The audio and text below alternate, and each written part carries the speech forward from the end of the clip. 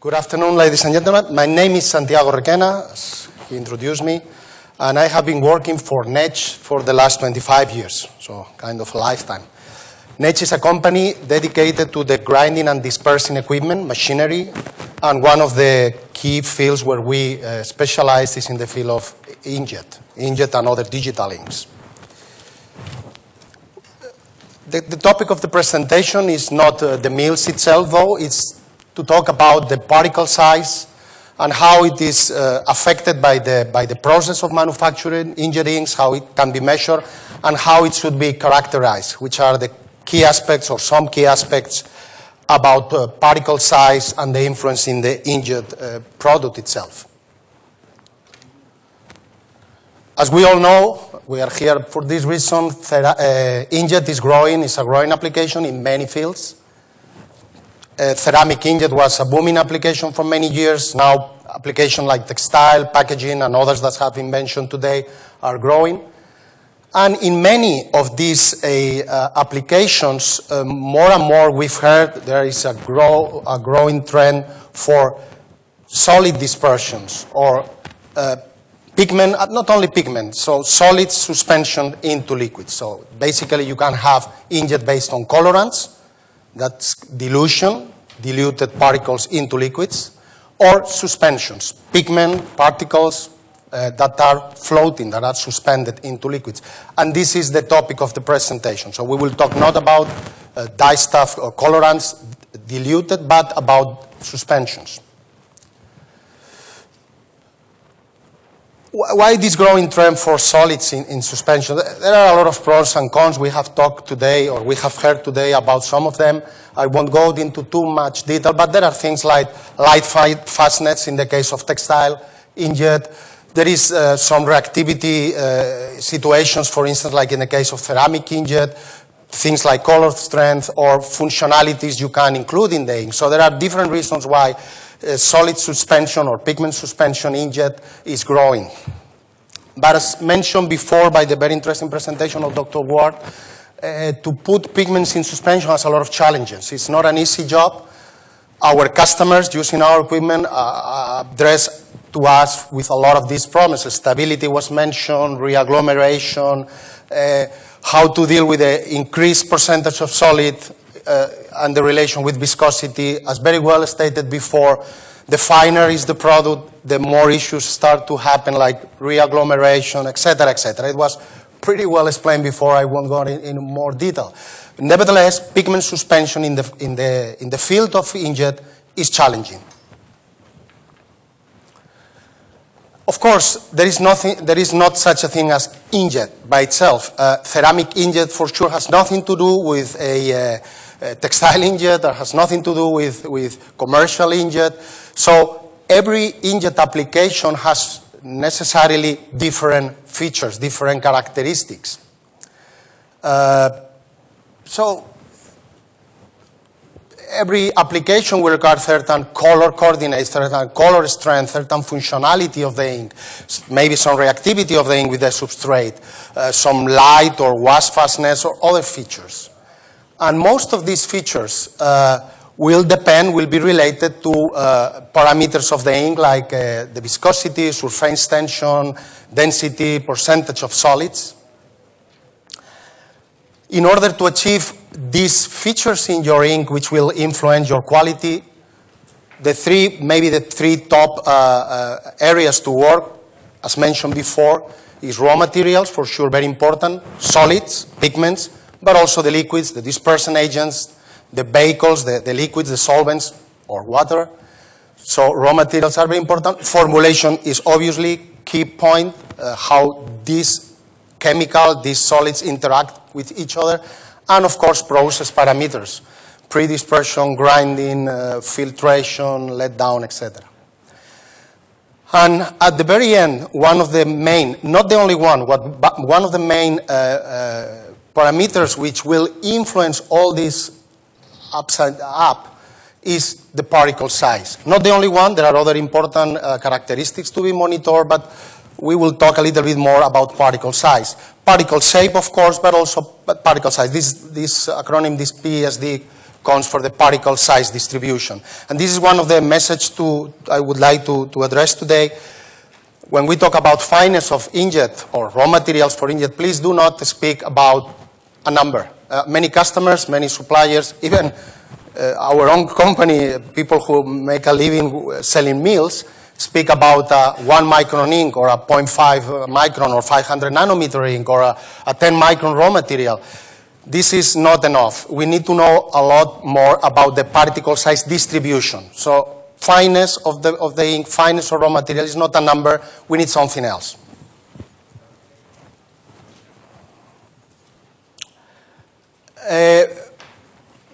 One of the, of course, key aspects, if we want to talk about particle size distribution, we need to measure. We need to measure this particle size distribution. And one of the, I would say, one of the key players in this game, one of the standards in the market is the company Malvern. The two technologies which are mainly used in the inkjet industry, as you probably know, are either the dynamic light scattering technology, where we will see a little bit later what it is, or the laser diffraction. These are the two main used technologies, both in the raw material or in the preparation of the ink, as well as in the characterization of the final ink. Dynamic light scattering, the first technology, is based on the measurement or the indirect measurement of the Brownian movement of the particles. These very fine particles, these very fine suspensions in the liquid has a physical activity, as you probably know, called this Brownian movement. These particles are moving in the suspension, and through this type of equipment you can identify this movement and through mathematical models convert it into a certain particle size distribution. This is in general a technology used to measure products, inks, wet products below 1 micron. And let's say the finer, the more logical tool to use. Above 1 micron won't be probably the tool to use. Anything below 0.5, 0.4, 0.3 of a micron, it is arranged for dynamic light scattering. A second technology is laser diffraction. In laser diffraction, you don't measure this dynamic movement of the particles. What you do is measure how the light, and in this case laser, is diffracted, and this has a relation with the particle sizes. Smaller particles will scatter the light in large angles. Bigger particles we do in smaller angles, and measuring all this, and through very complicated mathematical models, you can create a pattern of particle size distribution in your sample. This is a little bit different technology, obviously, and it is used for a little bit coarser dispersions. So also submicron can be measured, so there is a kind of overlapping between the two technologies. But below 100 nanometers is probably not accurate enough. So if you want to really monitor what's happening in the ultrafine range of your ink, you have to go to dynamic light scattering, the previous one. If you want to see in the submicron range, let's talk about the submicron range, you talk about laser diffraction. So, what is this particle size distribution? How a curve like this would like? I know some of you are very much experienced using this type of curve, some maybe not, so I will make some basic comments about the interpretation of this particle size. So when you measure your ink in either the dynamic light scattering or the laser diffraction system, you get a curve like this. It's a statistical distribution in percentage in this axis, and here you will have the size of the particles. One very important thing to mention here, this is sometimes a little bit tricky in the way that this is normally always shown as a logarithmic scale. So curves that might look very similar might be very, very different in reality. It's 100 nanometers, this is 1 micron, this is 10 microns. So a curve like this is not double as big, it's 10 times bigger. So you have to pay attention to the logarithmic scale in the x-axis. Taking an ink like this, we would talk about 4 parameters to identify the particle size.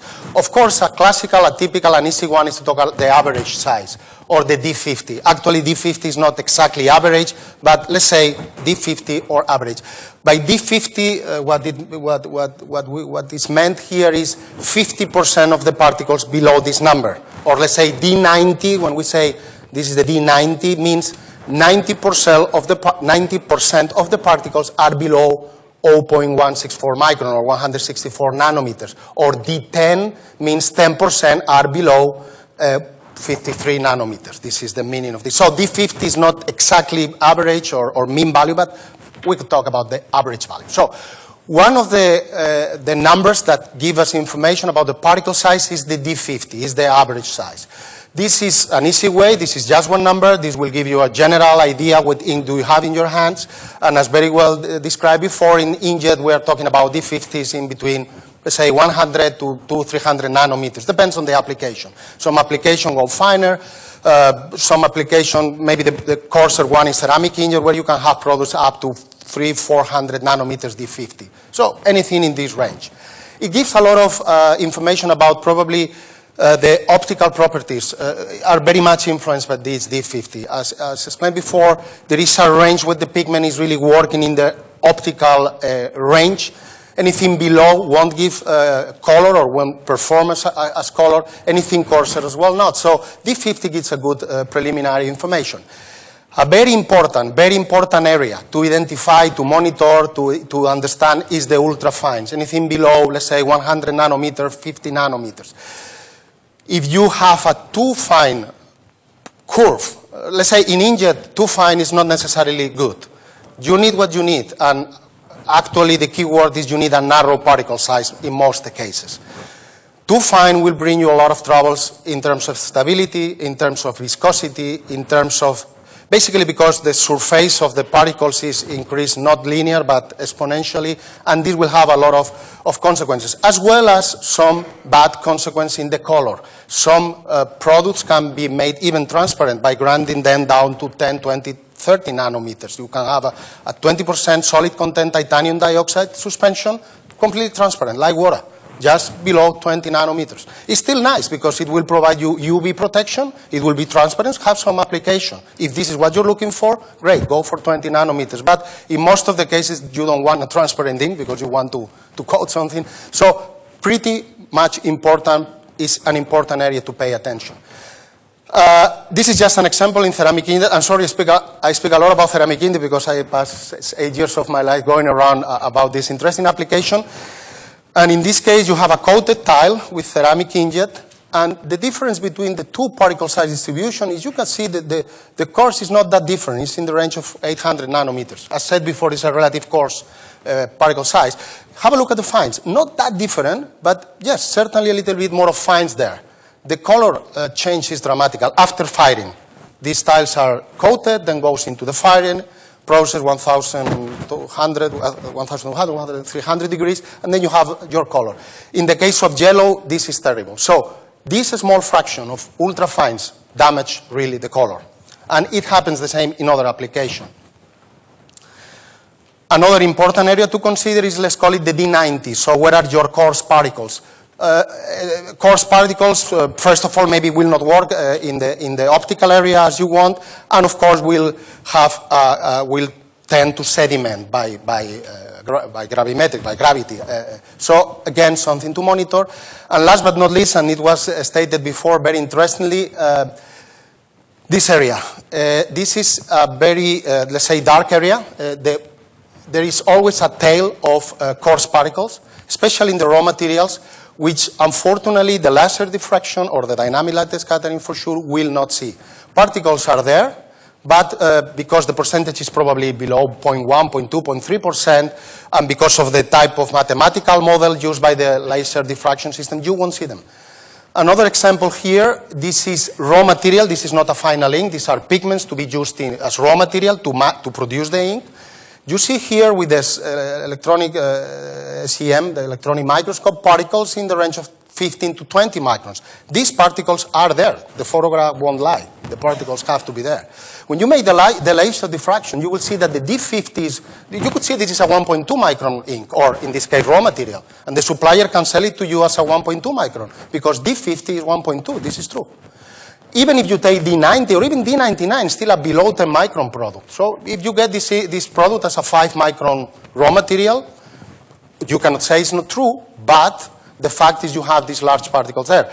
I guess you can see these are not just agglomerates, these are real particles, and to grind these particles down to 1 micron is a job. So even if it is just 0.1, 0.2%, this is going to affect the grinding process, this is going to affect the quality of the ink. So message, very important, this area, sometimes invisible to some elements. And yes, we agree, again, filtration testing is a great tool. A quick filtration test can really show immediately if these particles are present. Also, Malvern has introduced some modules to be added to the 3000, the so-called hydroside, which gives the ability to see things simultaneously as you measure them, and especially for the raw materials in this range of fineness, you will have the chance to see it. But you need either to see these fractions or to indirectly measure them or identify them by filtration. Again, very important feature. So to finalize this part of the presentation, you can see it's not just 300 nanometer ink, or it's not just a 1 micron, it's not just a D50 1.2. You have to pay attention to every area of your curve. Inkjet is a high technological product, and you have to be precise, or at least this is what we learned over the years. Second part of the presentation, quick one, goes for the process. A general manufacturing process, and this is what Netzsch is about, of an inkjet product, has mainly, and to make it really simplified, 4 steps. One is the pre-dispersion, the next one not always needed, and in most cases not recommended, let's say, if you can avoid, you should avoid, is the so-called pre-grinding, fine grinding, and filtration. Filtration and let down, and viscosity adjustment, and other quality adjustments. And normally, you will start with certain sizes. If we see here, maybe 10, 20 micron, 10 micron, depending on the ink. Even agglomerates up to the 50, 100 microns. After pre-grinding, if needed, you will end up with an ink maybe in the range of D50, 1 micron, 2 micron, 3 micron. And then the fine grinding, where you will result into an inkjet ink, will end up, as we said, clearly below the 1 micron, in the submicron range, in the fine part of the submicron range. Again, as we said, logarithmic scale. Very careful. This is 100 nanometers, and not far away we had 100 microns. Be careful always to interpret these curves. Pre-dispersion, the first stage. In this first stage, the main goal is just to put solids in contact with liquids. It's basically to drop the solids and make the liquids understand where the solids are. Main 2 jobs to be performed here is homogeneously disperse these solids as good as you can, as close as the primary particle size as you can. There is always re-agglomeration during this process, so indefinitely you will have to do something later on. And wet out the surface. All these dispersing agents we were told before need to find the surface of the individual particles, otherwise they won't do the dispersion or the function they are designed for. So it's not that easy when you speak about nanometers or microns, and this is a very important part sometimes forgot about pre-dispersion process. It's not just dropping the pigments and make some noise. You need to wet out very fine particles as good as you can. Many different types of equipments. High-speed dispersion, this is kind of high-speed movement or level, rotor stator system, high-pressure homogenizers, also simple mixing equipment like anchor type. Also, we just developed a so-called vacuum system. You can do this under vacuum conditions. We pay, Netzsch pays, we think we should pay a lot of attention in this part. Pre-dispersion is very important and will affect definitely the rest of the process. Many customers in the inkjet field and in other fields tend to think, okay, the mill will do the job. After this mixture, after we put solid into liquid, we will do the fine grinding. And yes, the fine grinding will do a lot. We'll get to the finest. But fine grinding, the mill is an expensive equipment. It is an expensive product. It is a bottleneck. So anything you do in the pre-dispersion, and especially when we talk about organic pigments more than inorganic, is very important. These organic pigments are already normally fine grounded particles. So it is not a good idea to make a bad pre-dispersion, to buy an expensive fine powder, re-agglomerate into 5, 10, 20 microns, and then grind them down again. So inorganic P is very important. That's at least our point of view. Sorry. Next step will be pre-grinding, not always required and not always recommended. Pre-grinding, well, sometimes it's necessary if you have very coarse raw materials. It's maybe a necessary step to jump into the fine grinding. The problem with pre-grinding is it's another step in the process, it's another machine to clean, and it will create fine particles normally. And these fine particles you don't want. So the fine particles created in the final stage will be even increased if you do pre-grinding process. If you need it, you have to do it, but if you do a good pre-dispersion, sometimes you can avoid this step, sometimes. Again, different system, rotor stator, basket mills, simple mills, or you can use a wet mill, a classical fine grinding wet mill with bigger bits, with different process parameters. You can do this pre-grinding stage.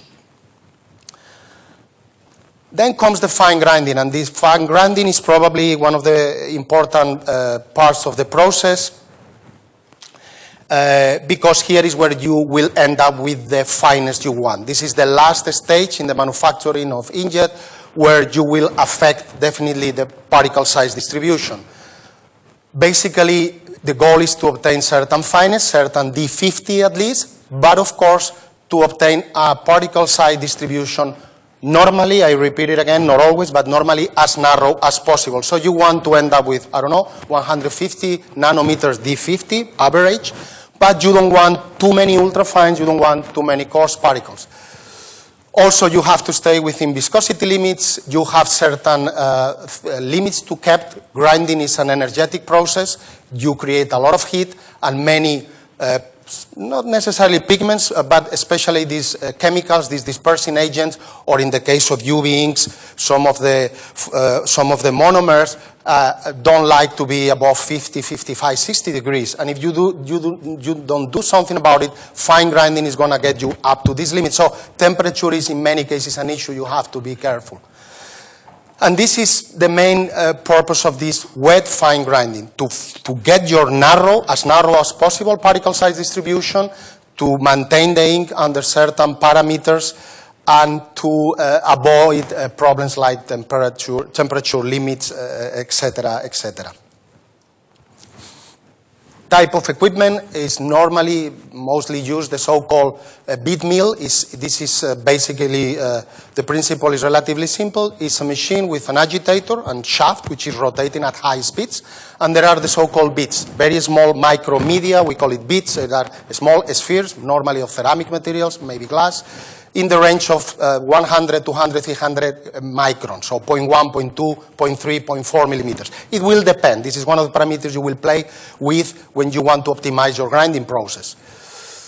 So there are different suppliers in the market. Netzsch is one of them, but obviously not the only one. Vertical, horizontal, etc., etc. You have to choose the right materials, the right mill materials, the right geometry for your purpose, for your ink. Most of the inkjet, all inkjet in general, is manufactured in recirculation process. What it means is you have your suspension, a tank with your solids and liquid premixed in the previous stages. And what you will do is to go through the mill, through this machine, in recirculation, in and out. Goes through the mill at high flow rates and back again. It's also possible to work in the so-called pass operation. Just go through the mill once or twice, and that's your final ink. The reason for recirculation process at high speeds is that if the mill is properly designed for the purpose, you have narrower particle size distribution. So normally, if you're looking for high quality, narrow particle size inkjet inks, you always will do recirculation, not only with Netzsch, also with the other suppliers of this type of wet equipment. And in all cases, we talk about the so-called high density mills. These are mills where try to put a lot of energy density in the grinding chamber. Inkjet ink is a fine you require fineness. You have to put energy. It's an energetic process. There are different rules, different laws, different theories on how to optimize grinding, etc., obviously beyond the scope of this short presentation. Last stage will be filtration. There are two ideas. Maybe one possibility, one common possibility is to do, let's call it a safety filtration, mostly with cartridge of different materials. In this case, you don't want to alter the particle size distribution. You keep what you get from the mill, but you want to remove some coarse particles, maybe some reagglomerates, some strange bodies, something that could cause problem in the shelf life or even in clogging particles. This, let's call it a safety filtration. There is another possibility, normally done either with filters or with centrifuges. In this case, you want to change particle size. You want to remove significant percentage of your curve. Normally, the goal should be to achieve this during the grinding process, but in some cases it's not possible. In some cases, if you grind too long, you will create ultrafine, so you prefer to remove it by centrifugal systems. Both possibilities are there. In most cases, in Inkjet, we talk about safety filtration rather than centrifugal affecting particle size. As said, two different types of systems. And this is more or less the final slide. Again, 2 or 3 main messages. When talk about particle size in Inkjet, please try to characterize it properly. Just don't give just a number. You need to give something more. You need to give either more numbers. You have to identify different areas of your particle size distribution. Particle size distribution is a very important measurable parameter which will influence a lot of the characteristics of your ink, from viscosity to surface tension, color coordinates, etc., etc. As we said before, the proposal, the Malvern proposal, and the standard in the market is either laser, dynamic light scattering or laser diffraction. Both used in Inkjet, depends on the fineness, depends on the application, depends even on the segment of Inkjet you are in. And of course, particle size distribution is influenced by the formulation, by the raw material, and obviously by the process you design, the type of equipment, the type of mills, and the parameters you put into the wet grinding of your inks. And I think that was it. That was it.